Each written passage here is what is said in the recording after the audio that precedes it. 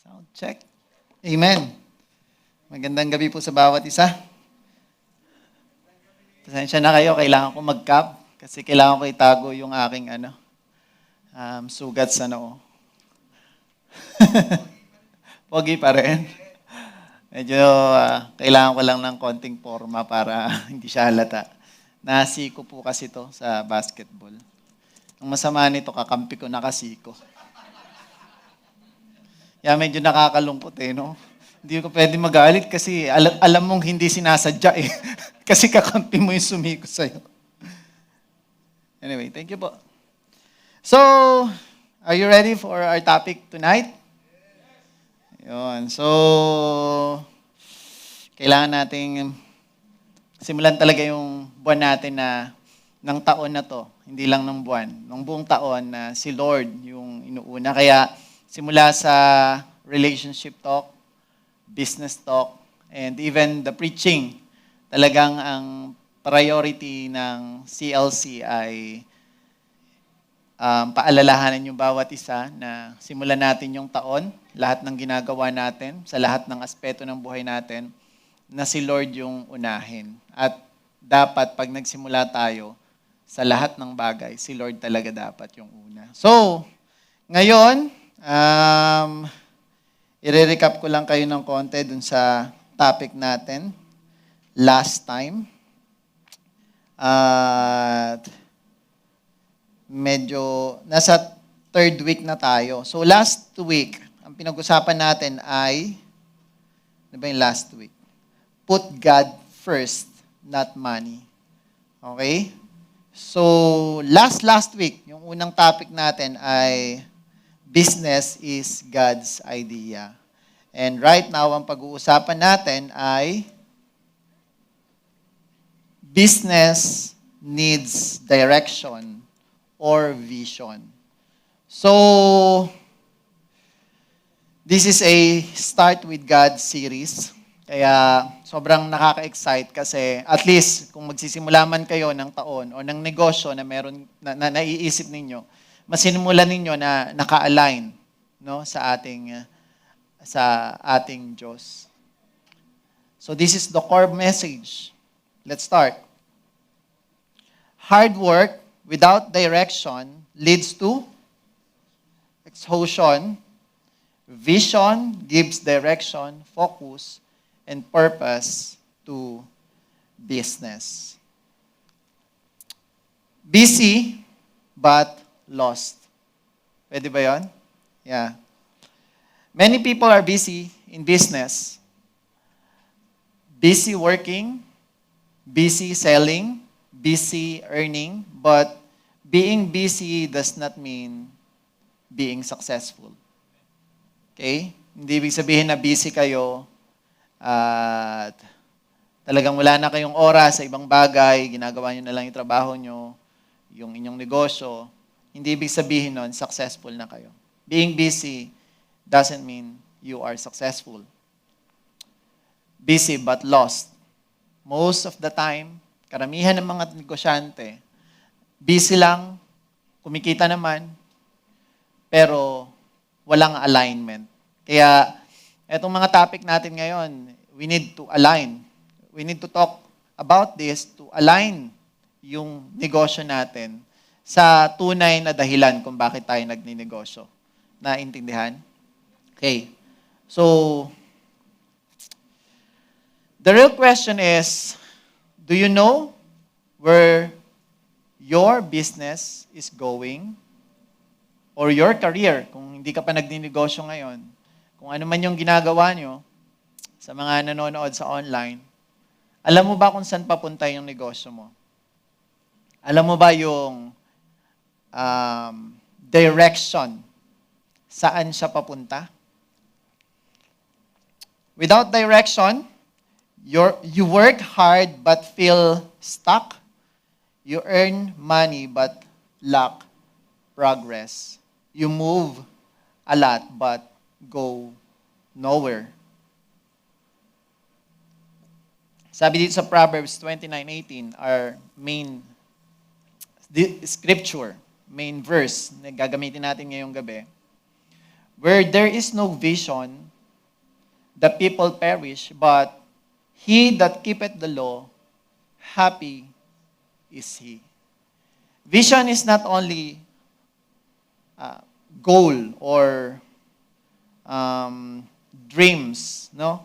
Hindi yan basta pangarap mo lang, kundi pag pinag-aralan mo tong verse na to, madalas namin tong nababanggit ng mga, lalo na si Pastor Nick, kung anong ibig sabihin ng vision dito.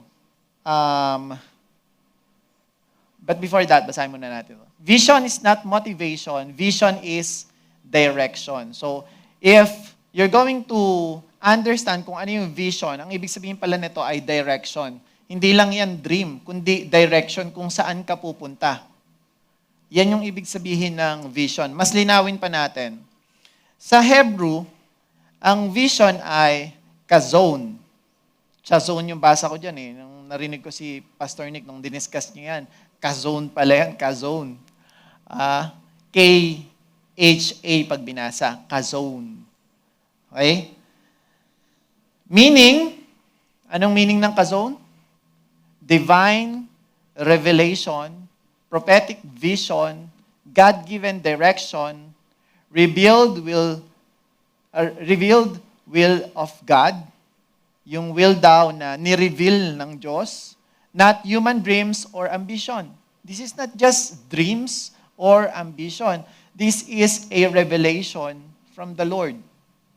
Kaya medyo mabigat to. And most of the time, yung mga teachers ng negosyo, ginagamit din tong verse na to, pero they are pertaining to a human dreams or ambition.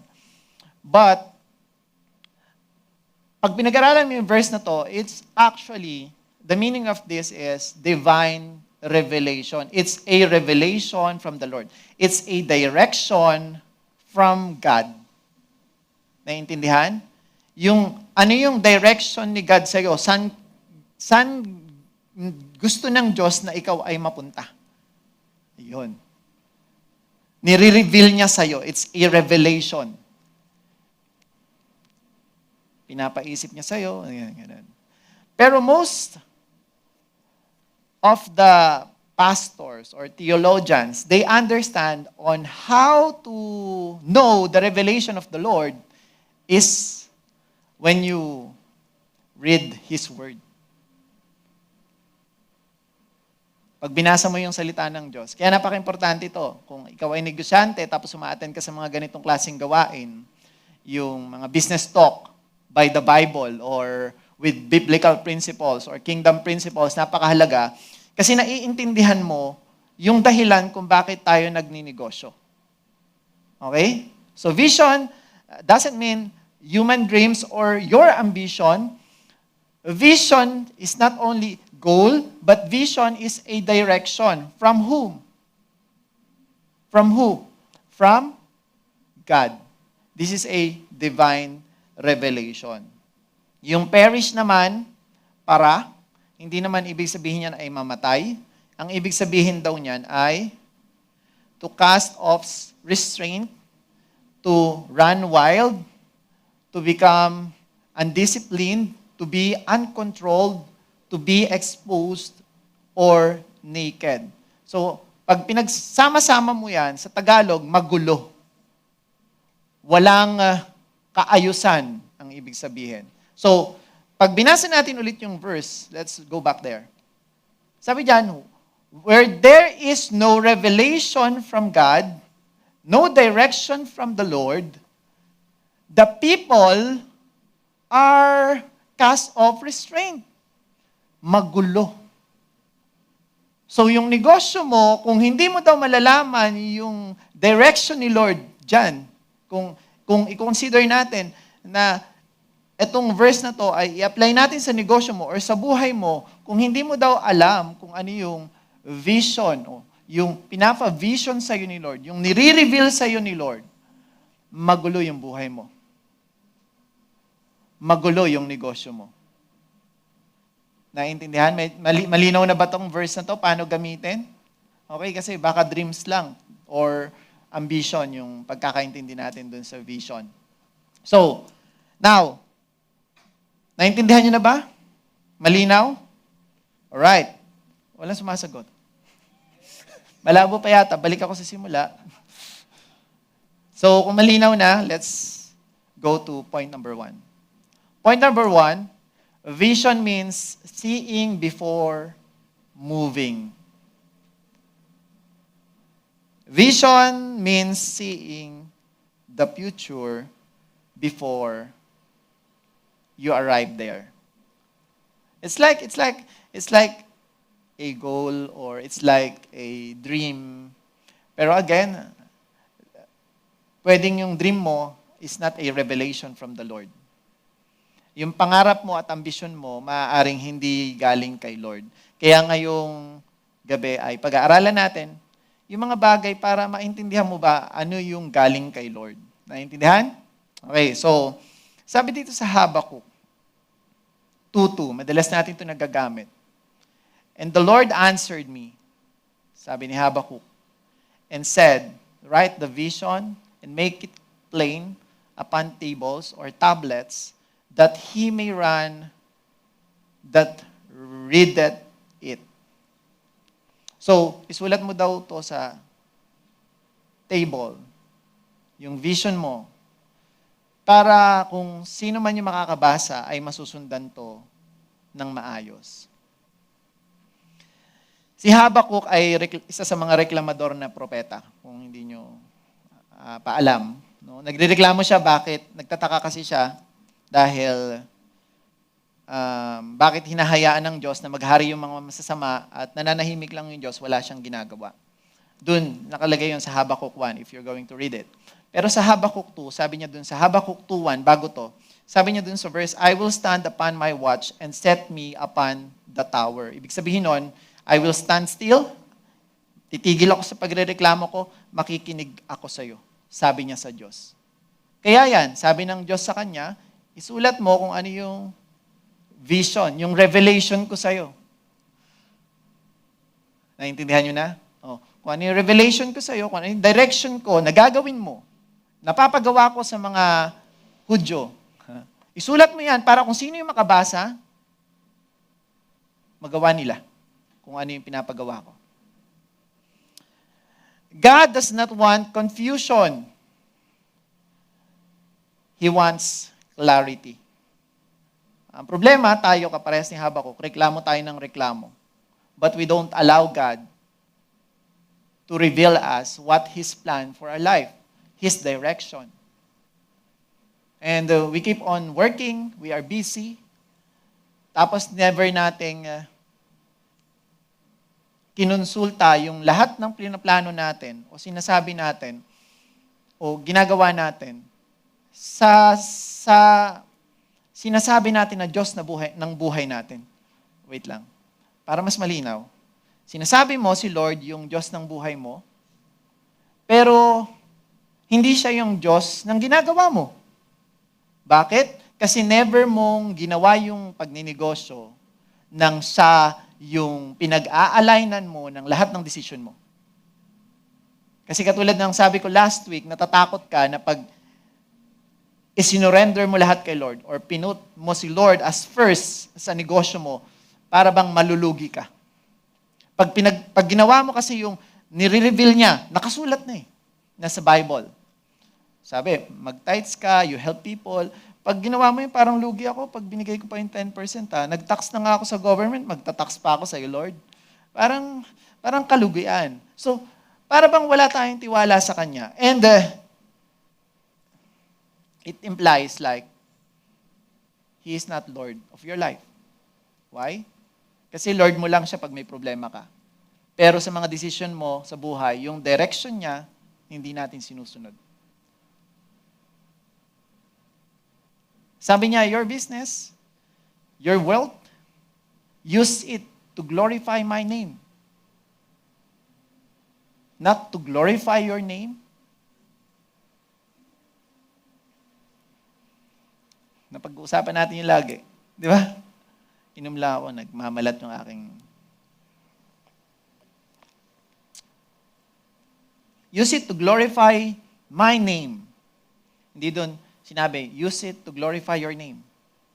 Use it to honor Use your wealth to honor me.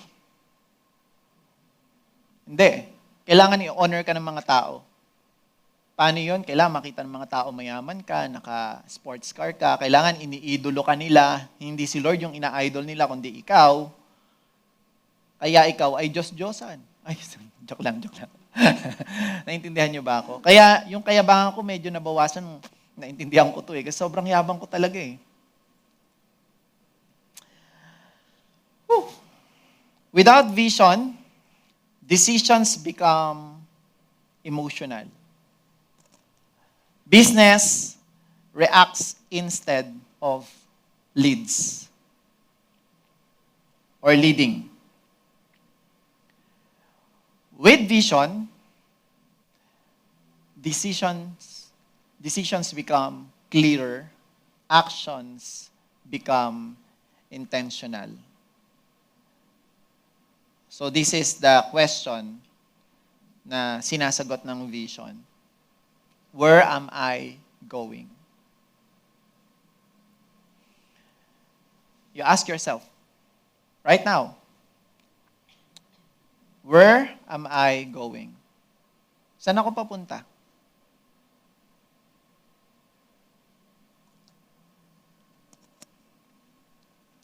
Is it the vision from God, or is it my own vision? Vision is different from seeing. Vision is something you see na hindi ka pa nakakarating doon. Sino sa inyo nakarating na sa Amerika? Wala? Sa Korea? Wala din? Kayo? Pwede mo bang sabihin na nabivision mo yung Korea? Nabivision mo? Hindi nakarating ka na doon Hindi na pwede, di ba?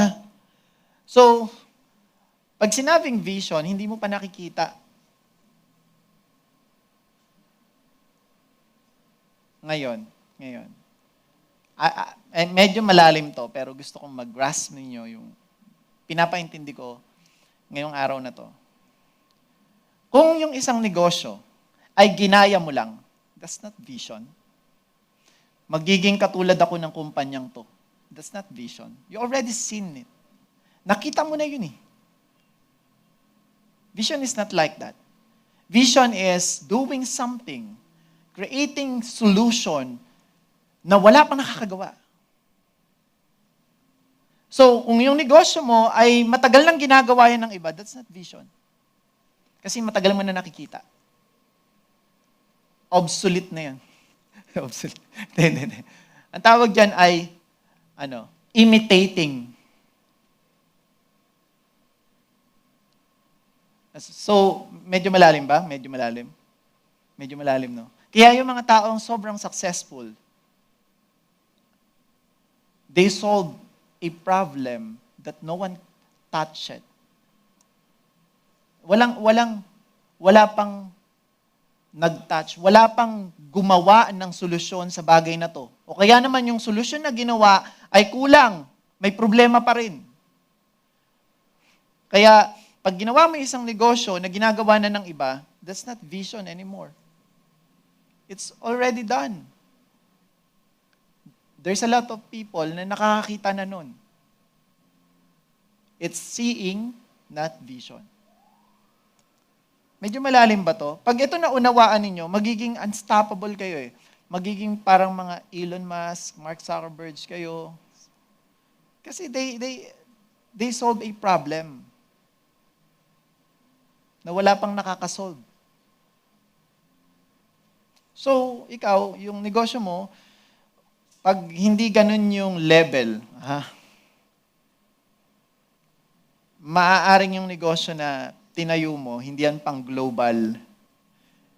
At maaaring, pwede kong sabihin na hindi yan yung gusto ni Lord para sa'yo. Mas malaki pa dyan. Hype ba to? Hype? Ganun yung pagkakaintindi ko. Kasi we must have dominion. Kung nakikihati ka lang dun sa vision ng iba, tapos nakipart ka lang doon, hindi dominion tawag doon. Ano ba yung dominion? Kingdom. Hindi. Yung ibig sabihin ko, kumbaga parang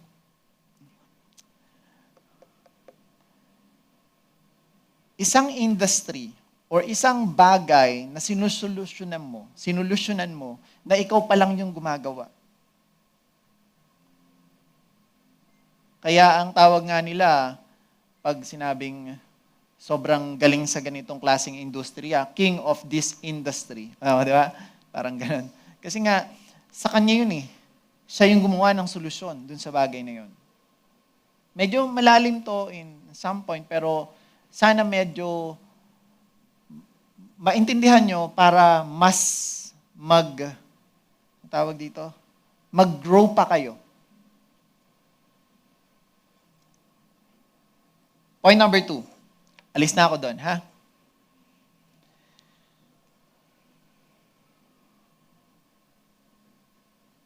Nawala yung point number 2.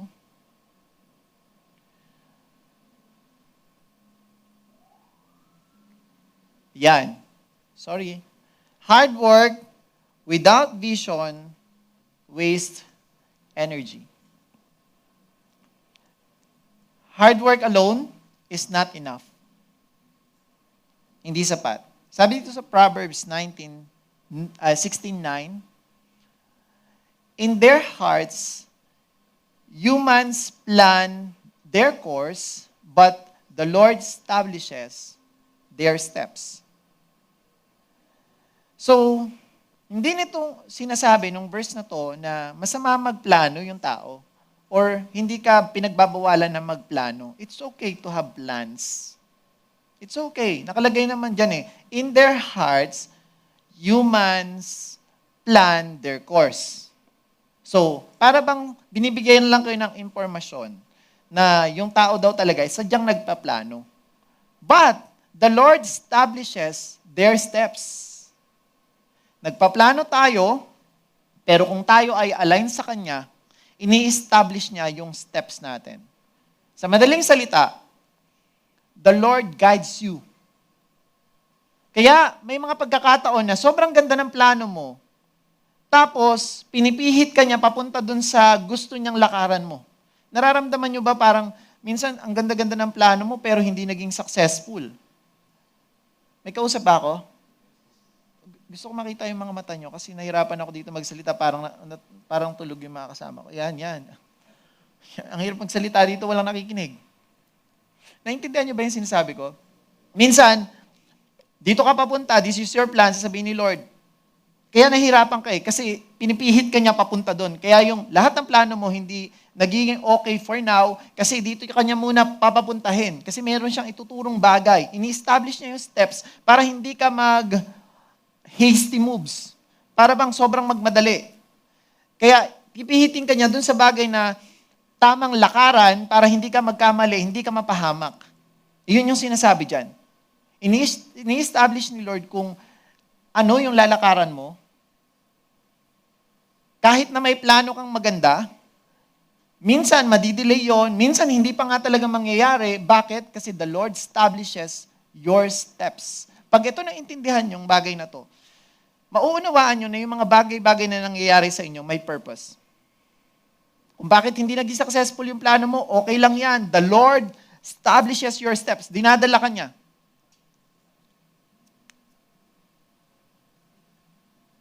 Dun sa mas magandang lakaran. Naintindihan? Redirection ang tawag dyan. You can wake up early, work late, sacrifice a lot. But without vision, energy is wasted. Progress is slow. So kung matututo lang tayo na lumakad dun sa ini-establish ni Lord na steps for us, hindi masasayang yung effort nyo.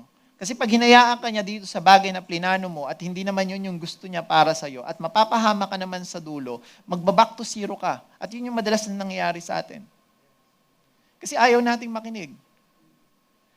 Minsan, the Holy Spirit prompting us. Pinoprompt na tayo ng Holy Spirit na huwag ka makipag-transaction dyan kasi yung mga yan, ganito, ganyan. Pero hindi. Ang plano mo, ituloy yung pagninegosyo with those people. Pero binigyan ka na ng prompting ng Holy Spirit na hindi yan yung steps na pinapagawa ko sa'yo, mapapahama ka dyan. Pero hindi tayo nakikinig. Sometimes yung pagiging tamang hinala, akala natin tamang hinala lang yun eh. Pero most of the time, dahil Christian ka na at naniniwala kang merong Diyos na gumagabay sa'yo, the Holy Spirit's guiding you, pinoprompt ka na wag ka nang tumuloy sa transaksyon. Pero wag ka namang humingi ng, Lord, pag umulan to, hindi na ako makipag-transact. Pag hindi umulan, tutuloy ko yung transaksyon. Umulan, di ba? So, hindi ganon. That's why you need to read the Bible. I am recommending it. You read the Bible. Kasi sinabi dun sa, binabasa natin lagi, kailangan mong pagbulay-bulayan araw at gabi. Huwag ka lang makinig sa akin. Huwag ka lang makinig sa mga pastor. Magbasa ka rin ng Bible. Kasi baka nilinilang ka namin. Matakot ka. You need to read the Bible. Huwag kayong mag-rely lang sa mga tagapagturo ng salita kasi may mga tagapagturo minsan hindi rin inintindi kung ano yung binasa niya. Nagmadaling gumawa ng preaching, tapos hindi naman talaga inintindi kung ano yung konteksto. Naintindihan nyo? Kaya we are careful here. Bago kami mag-talk, iniintindi namin kung ano yung context ng binabasa namin para hindi kami magtuturo ng mali. Kaya nga, may mga ganun kami, mga pa-Hebrew, mga pa-Greek pa kaming words para mas maintindihan nyo ng maigi. Kasi ayaw namin maligaw kayo. Maturuan namin kayo ng mali. Kami rin kasi mananagot sa Diyos. Okay? So you read your Bible. You read the Word. Huwag lang kayo mag-rely sa amin. So, vision helps you focus your effort on what truly matters.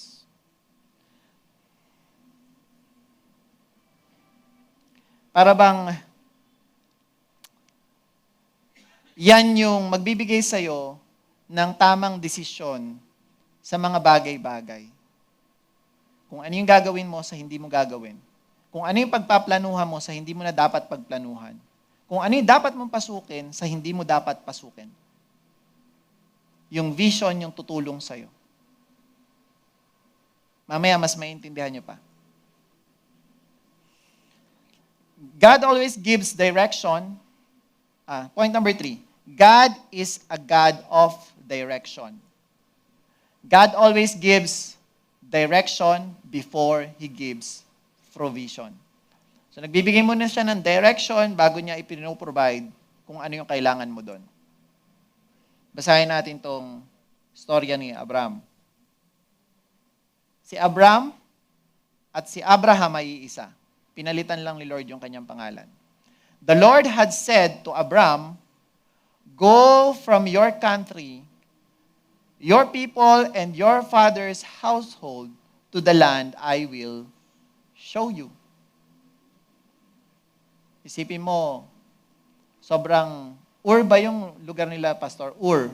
Naninirahan sila sa Ur, si Abraham. Nang masagana at maayos yung kanilang pamumuhay, pero pinapupunta sila ni Lord. Ang sabi pa nga dyan go. Sumunod ka muna, tsaka ako ipapakita sa'yo. Kasi go muna yung sinabi dyan And I will show you. Tsaka niya lang ipapakita ko saan papunta. Sumunod ka muna, umalis ka muna dyan sa lugar nyo. Saan kami papunta, Lord? Hindi basta ipapakita ko sa'yo. Magtiwala ka lang. God did not say, just work hard and see what happens. He gave direction and destination. Binigyan niya ng destination si Abraham, papunta dun sa lugar na ipapakita niya. So may direction, isama mo yung household mo at yung household ng father mo. Tapos, papunta dun sa ipapakita ko sa yung lugar. So hindi lang siya basta nagsasabi na, Abraham, ikaw na bahala dyan sa buhay mo. Okay na yan, masaya ka dyan. Hayaan mo na. Ikaw, magnegosyo ka dyan. Bahala ka na dyan sa pagninegosyo mo. Hindi. If you truly submitting to God, and you truly a follower of God, alam mong nagbibigay siya ng direction sa'yo.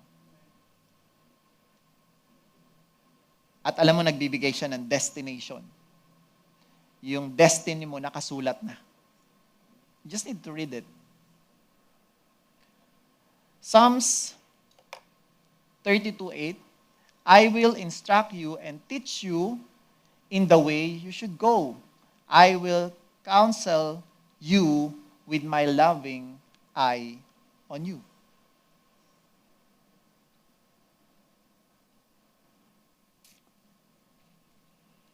Yung patnubay ng Diyos, this is personal.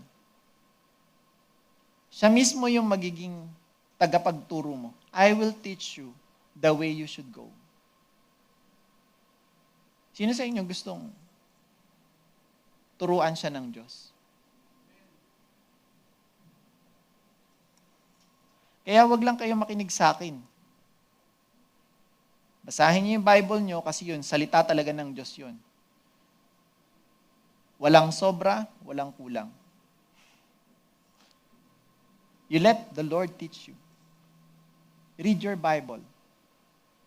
I am encouraging you. You read it. And the Lord will counsel you with His loving eye. Mapagmahal yung Diyos. Hindi siya, anong tawag doon? Yung magbibigay agad ng consequences. May loving pa nga eh. Ika-counsel ka niya. Pag nagkakamali ka, pagmamahal pa rin yung ibibigay niya. God does not bless confusion. He blesses direction.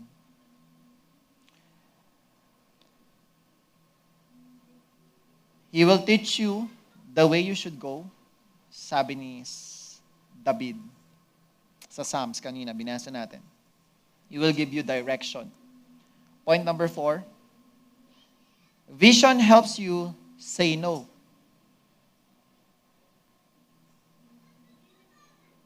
Vision helps you say no.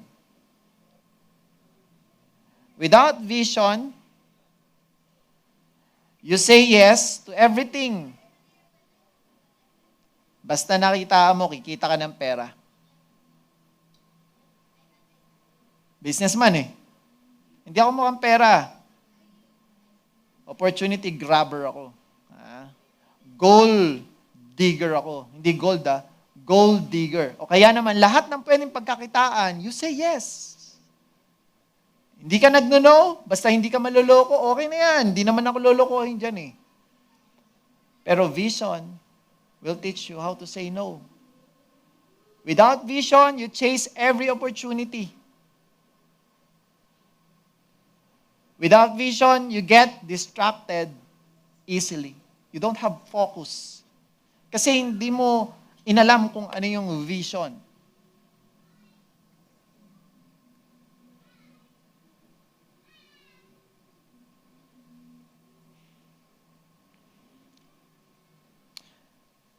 Pag yung isang company, walang vision, hindi nila alam kung ano yung rason kung bakit nila ginagawa yung negosyo.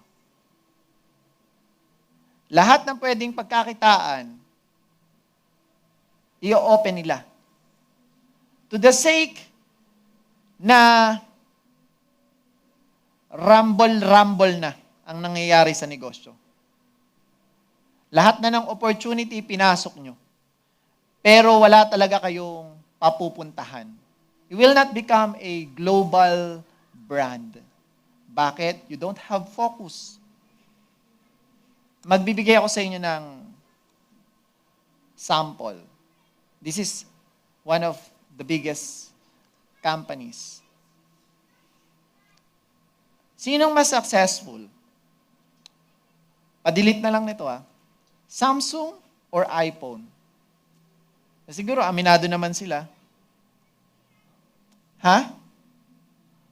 iPhone. Are you sure? iPhone. iPhone, sobrang successful.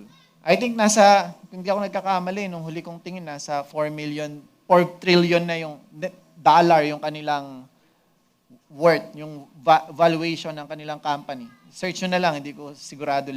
Tagal na nun nung tiningnan ko. That's 4 trillion. Pinakamayaman yata sila ngayon na kumpanya. Si Apple. Now, bakit mas successful si iPhone kaysa kay Samsung? You know why? Because they have focus. They know their vision very well. Si Samsung, chop suey. Si Samsung, lahat ng uri ng tao, target niya. Si iPhone, yung nagva-value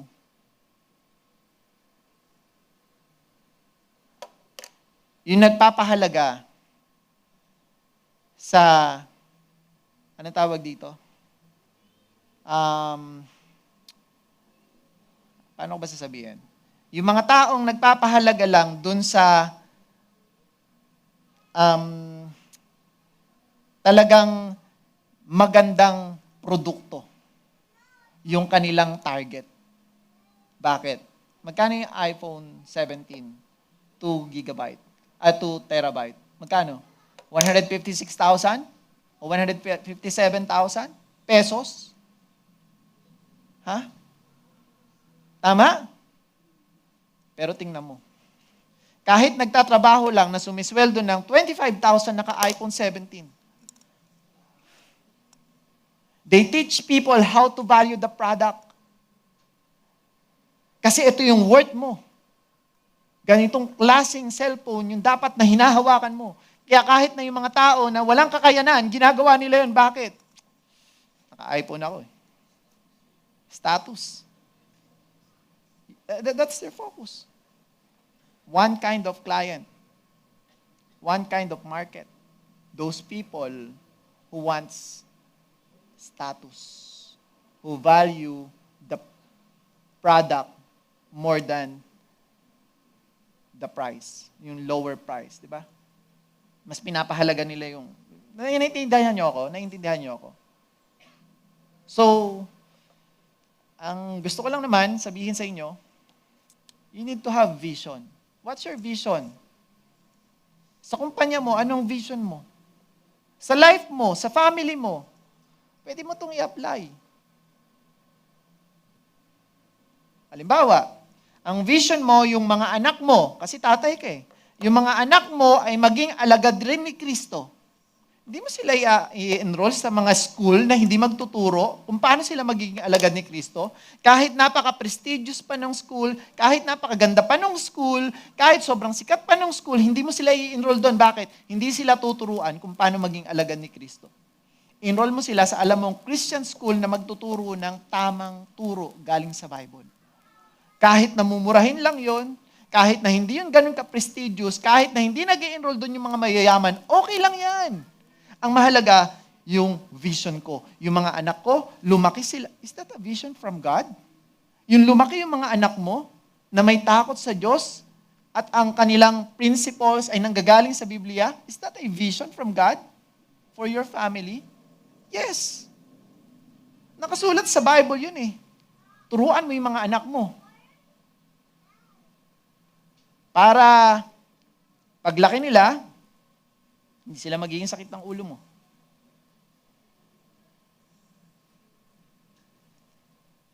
It's vision from God. Yung mga anak ko, hindi ko pa nakikita yung mga yan na maaayos, pero ang vision ni Lord, balang araw, gagamitin sila ng Diyos. So, ang kailangan kong gawin, ang vision ko, yung decision making ko, align dun sa vision ni Lord. Hindi ako naging relationship talk na to Hindi, gusto ko lang mas ma-imagine ninyo kung bakit kailangan ng vision.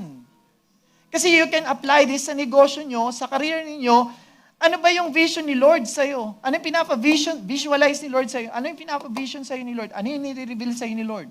What's the revelation from the Lord? At kung ano yung decision making na ginagawa mo, it is because you know the revelation. Kung hindi, yes ka lang ng yes. Sinabi ni Tito, ni Mama, ni Papa, ito magandang negosyo to eh. Wait lang, tingnan ko nga. Ay, oo nga, no, ang laki ng kita. Sige, yan yung pasukin ko. May mentor na nagtuturo sa'yo. Umattend ka sa seminar. Ha? Sabi niya, itong mga product na to ang maganda ngayon. Ito ang inegosyo nyo. Tapos nung ni-research mo, alam mo kung bakit ito, sabi nung mentor, ang laki ng tubo nyo, times 5. Tapos, ang dali pang i-market. Ikaw ngayon, nag-compute ka na ngayon sa isip mo. Ito yung negosyo ko, nakakita na ako ng negosyo. Si Lord yun?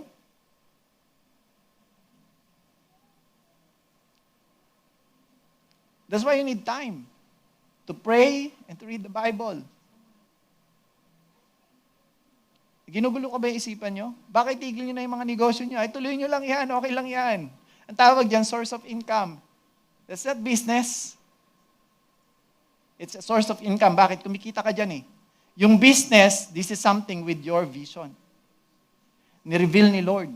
Something to solve, something that solve problems of humanity.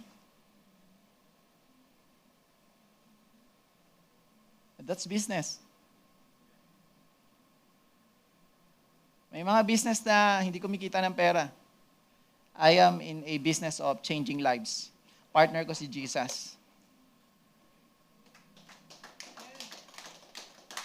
That's why, every talk that I have, feeling ko, gusto ko maging katulad ng mga idol ko eh. Magpabayad ng 150,000 pag magtutok, 250,000 pag magtutok. Pero ngayon, libre lang, pupunta ka lang dito, libre, talk ko. Yabang no? Naintindihan niyo ba yun? Kasi ang business ko naman hindi para kumita ng pera. I am helping the Lord. Though, kaya naman yun kahit wala ako. Pero gusto ko maging part eh. Pakialam nyo. Naintindihan nyo ba ako? So not every business. Pero yung pinag-uusapan. Kasi yung business ni Jesus Christ, kung ba't siya pumunta rito, business of changing lives. Business of restoring everything. Redeeming everything sa Kanya. Gusto niya maging business partner si Lord? You read His Bible. You read His Word. You will know His revelation. At kahit na nagninegosyo ka, na kumikita ka ng pera sa negosyong yan, yung wealth na naproproduce nung binigay niyang skills sa'yo, i-honor mo yung pangalan niya. Alam mo kung saan mo dadalhin yung pera. Hindi para mampahamak ng tao, kundi gumawa pa ng mga bagay na makakatulong pa sa iba. You do charities, you give sa church kasi hindi naman nagpo-produce ng pera yung church. Pero may mga activity to help people. You help church kung saan ka man nag-church.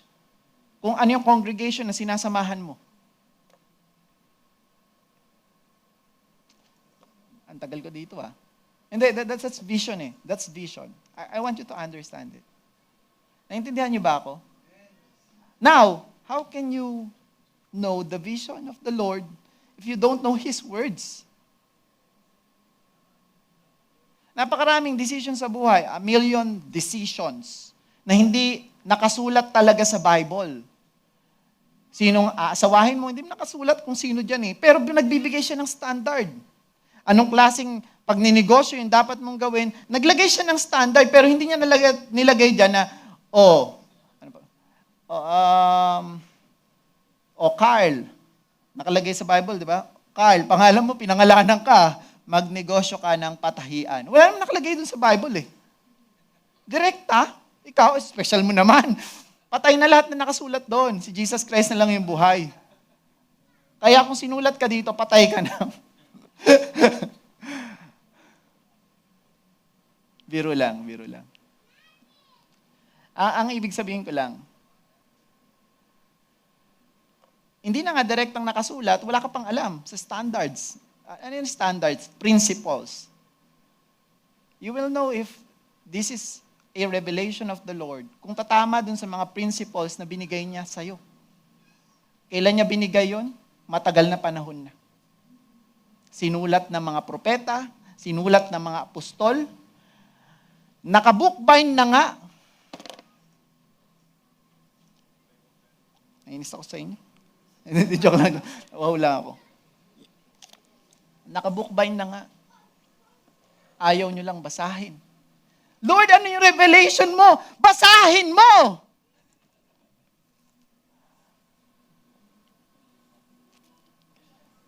Ayoko na.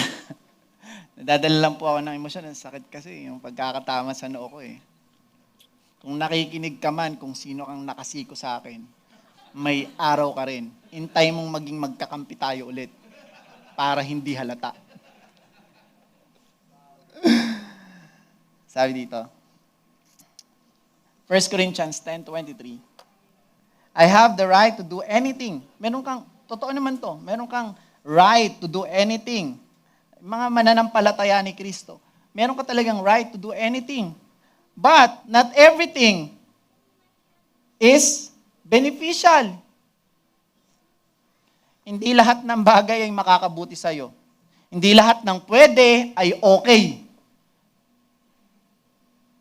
Hindi pa rin sinabing pwede naman itong gawin eh. Ay okay sa'yo. I have the right to do anything, but not everything is constructed. Hindi lahat makakatulong. So don't say yes to everything. You need to know the revelation of the Lord. Ang hirap naman nun. Ang hirap naman kasi babasahin ko pa yung Bible. O kaya hindi ka makapagsimula magbasa kasi napipil mo nahihirapan ka. Nung na-imagine ko gano'ng kadaming libro yung binasa ko. Madali lang pala tapusin yung Bible kasi mas marami pa yung librong binasa ko eh. Ang hirap naman pala nung sinasabi mo dyan, Boss K, kasi kailangan ko pa basahin yung Bible. But ano ba goal mo? Wag basahin yan? Don't tell me that my God is your God. Kasi my God has a word. Sinulat niya. Pinapabasa niya sa atin. Pag hindi mo binasa yung salita niya, don't call Him Lord. Kasi hindi ka nagpapasakop. Ang pagpapasakop sumusunod. At ang sinabi niya, magbasa ka. Naintindihan niyo ba ako? Hindi ko kayo sinasaktan na, hindi ko kayo niyuyurakan, o hindi ko sinasabing mas magaling ako kaysa sa inyo. Kung matagal ko na nga lang itong nalaman, baka mas matagal na binabasa ko talaga ng totoo yung Bible. Kasi binabasa ko lang siya, parang requirements lang sa akin . O basahin mo itong isang chapter. Sabi sa Sunday school Basahin namin yun. So binasa namin. Kabisaduhin mo to. Kinabisado mo. Pero hindi mo alam talaga yung essence. Ba't mo binabasa? So, dahil ngayon matanda ka na, alam mo na kung bakit. Naintindihan? Okay, so read it. Vision helps you say no to distraction or distractions. Vision helps you say no to wrong opportunities. Vision helps you protect your time and energy.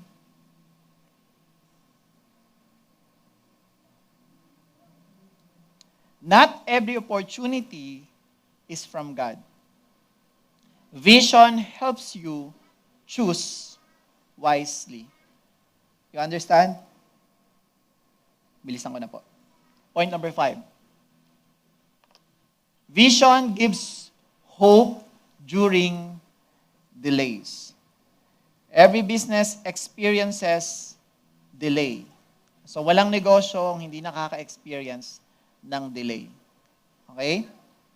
Sabi sa Hebrew 10:36, you need to persevere so that when you have done the will of God, you will receive what He has promised. Hindi mahalaga yung pagsisimula mo But you need to start. Ang kailangan mo ay manatili ka. gawin kung ano yung na-vision mo, manatili ka dyan, nakikita mong makakatulong sa iba, yan yung revelation ni Lord sa'yo, yan yung na-vision mo, na pinapakita ng Diyos sa'yo, ituloy mo para kung magawa mo man, sa pamamagitan ng mga desisyon mo, yung kagustuhan niya, yung promise niya. You know His promises?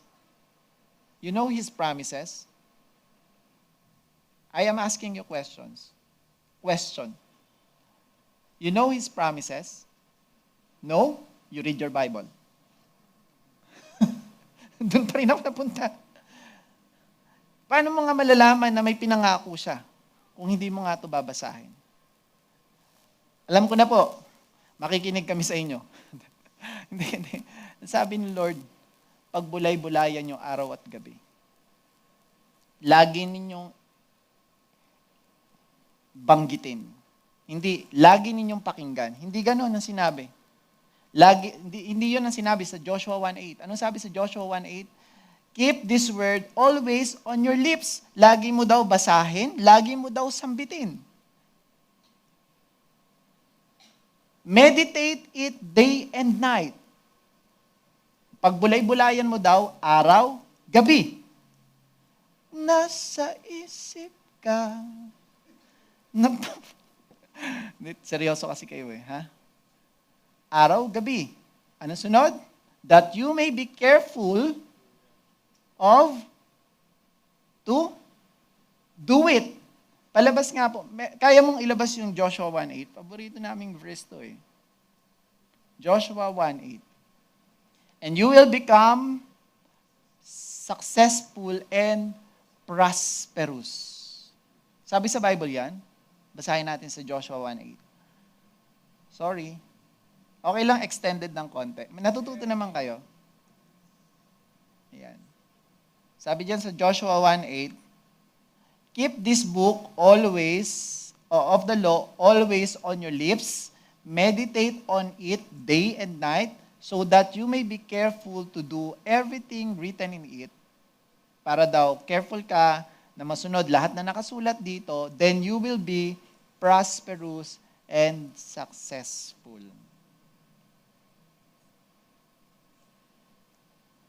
Naintindihan? Paano daw maging successful at prosperous? Basahin yung Bible.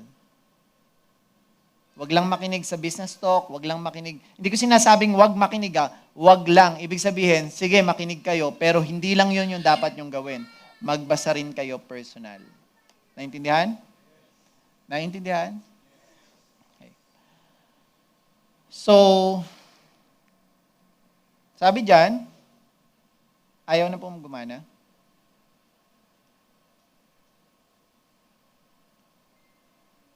Yon. Where there is no vision, delay feels like failure. Waiting feels pointless. With vision, delay becomes preparation. Waiting has a purpose. Yung pag-iintay mo daw, nagkakaroon na ng purpose. Baka tinuturuan ka lang ni Lord, naiisip mo na ganun na nag-iiba na yung mindset mo. Kasi alam mo na, yung vision ni Lord sa'yo ay itong bagay na to. Kung nadidelay man siya, may purpose kung bakit. Naiintindihan? Ito pa. Vision keeps you steady when results are slow. So, hindi ibig sabihin na nag-fail ka ngayon or na-delay yung plano mo, na alam mo, na revelation sa'yo ni Lord, yung vision mo, yung nakikita mo, dun ka papunta, pero nadidelay. Hindi ibig sabihin nun ay talunan ka na o failure ka na. You steady while working, steady dun sa goal mo, parang may tapahoho ka, nakatuon ka pa rin dun. Hindi ka nawawala. Point number 6, last point. God establishes a vision submitted to Him. Proverbs, sabi dito, vision must be submitted to God, not built apart from God. So kung meron kang vision, dapat submitted to God. Ano ibig sabihin ng submitted? Ipinagkakatiwala mo sa Kanya. Sabi diyan sa Proverbs 16:3, commit to the Lord whatever you do, and He will establish your plans. Siya daw yung mag-establish. Proverbs 127:1, Psalm 127:1, unless the Lord builds the house, the builder's labor is in vain. Unless the Lord watches over the city, the guards stand watch in vain. So, kapag ang Diyos, kapag wala yung Diyos, yung effort mo daw, tsaka yung pagod mo ay walang saysay. Lahat ng ginagawa mo, walang kabuluhan. A God-aligned vision lasts longer, brings peace, produces lasting fruit. Closing. Do you have direction? Meron ka na bang direction? Alam mo ba kung saan ka papunta? Yung negosyo mo ba, alam mo kung saan yan pupunta? Hindi. Kailangan malaman mo na merong direction. Kailangan magkaroon ng vision. And this vision must be submitted to God and aligned with His principles. Naiintindihan? Kung ano man yung nakikita mo, para hindi ka malinlang, kailangan i-align mo kay Lord, kailangan i-submit mo sa Kanya. Nagkakaintindihan tayo. Baka kasi ako lang nagbigay ng vision sa'yo, o kung sino man nagbigay ng vision sa'yo, i-submit mo kay Lord. I-align mo sa Kanya. Paano yun? You need to know kung ano yung standard niya sa pagninegosyo. At napakaganda, meron tayong business talk. Kahit papano, para hindi ka masyadong mahirapan sa pag-aaral, meron mga taong nag-guide sa'yo. Katulad ngayon. Hindi ko sinasabing magaling ako magturo, pero kahit papano, napupunto natin yung mga bagay na dapat mong matutunan habang nagninegosyo. Naintindihan? Isipin nyo na lang na si Lord pa rin yung nagbibigay sa inyo ng kaalaman at karunungan. Ginagamit niya lang ako. So kung hindi man ako karapat-dapat para magsalita dito, isipin nyo si Lord karapat-dapat. No? Si Moses nga hindi rin karapat-dapat, pero ginamit siya ni Lord. Kaya ikaw, wag mong isipin na hindi ka gagamitin ni Lord. Sa negosyo mo, gagamitin ka ni Lord. Kahit na feeling mo hindi ka karapat-dapat. Kahit feeling mo hindi ka kasing galing ni Pastor Nick o ni Pastor Vince o nung mga pastor natin dito sa pag-aaral ng Biblia, pero gagamitin ka pa rin ni Lord kahit na feeling mo hindi ka karapat-dapat. You need to know that. Proverbs 4:25-26. Let your eyes look straight ahead. Fix your gaze directly before you. Give careful thought to the paths for your feet, and be steadfast in all your ways. Ito na, tapahuho na to. Yung Proverbs 4, payo to nung isang ama sa kanyang anak patungkol sa karunungan at disiplina sa buhay. No? At sinasabi dito, binibigyan din yung tagumpay sa buhay ay kailangan ng focus at direction. Itong Proverbs 4 na to. Sabi diyan sa pinakadulo, ano yan? Give careful thought to the path for your feet, and be steadfast in all your ways. Suriin ang bawat hakbang at decision. Align ba to sa revelation ni Lord? Align ba to sa vision ko? Kung hindi, no. Ito, align ba to? Kung yes, yes. Kung ito ay bagay na madidi-focus ako dun sa pinapagawa ni Lord sa akin, say no. Makakapag-decide ka ng mabilis. Parang sa isang kumpanya, without mission and vision, yung decision making, kahit ikaw may-ari, mahihirapan kung yes or no pag may opportunity dumating. Uy, yung mga ganito daw, meron daw pagkakakitaan dito. Ano ba yan? Ganitong negosyo. Tapos, hindi siya aligned dun sa vision ng kumpanya, no? Tapos pinasok mo, ano tawag dito? Ang negosyo mo ay restaurant. Tapos, nabigyan ka ng idea patungkol sa kotse.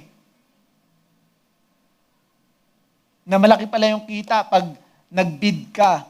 Tapos meron kang maraming pera para makapag-bid ka ng 100 kotse. Kasi pag bultuhan, malaki yung sample lang to, yung kita. O, ang negosyo mo, restaurant, dapat nakafocus ka lang doon kasi may pinapavision sa'yo si Lord. Tapos nakita mo na silaw ka doon, ang ganda nito mayroon naman kami pera. Sige, gamitin ko muna yung pera dito, lagay ko muna doon. Kasi hindi ka nakatutok doon sa vision mo. That's why you need to be careful sa nilalakaran mo. Mamimisalign ka, tatagal. Imbis na yung pera na ipinuhunan mo doon sa kotse, sa pagbibid ng kotse, inilaan mo na lang para lumaki yung kumpanya nyo, mas mabilis mo mararating yung vision mo. Hindi na ganun yung nangyari. Ano na nangyari? Na-defocus ka na. Because you are always saying yes dahil hindi ka careful sa mga lakad at decision mo. Naintindihan niyo ba ako? This vision will help you how to say no. Yun yung sinasabi natin kanina. The question is not, are you working hard? That's not the question. The question is, do you know where you are going? Naintindihan niyo na ba itong pinag-uusapan natin? Kasi tatagal yung panahon, hindi mo mararating yung vision na nakikita mo. Kung hindi mo alam kung ano ba talaga yung vision mo. That's why this is the question. Do you know where you are going? Huwag kang gumawa lang vision-visionan lang. Anong vision-visionan? Basta may nalagay tayong mission and vision. Okay na yan. Tapos di mo naman talaga alam kung anong reason ba't kayo nagtayo ng kumpanya. Ang goal mo kasi kumita lang. So that's your vision, makabili ng malaking bahay, magkaroon ng maraming sasakyan, makabili ng helicopter, makabili ng condo sa penthouse, sa Makati. That's your vision. Ang tawag doon hindi vision. Ambition. Ambition. Ambot. Time na ako. Tuloy ko pa. Mag-enjoy kayo. So, natutuyo yung labi ko, tumatasik yung labay ko dito, buo. Hindi ko nento pa, no?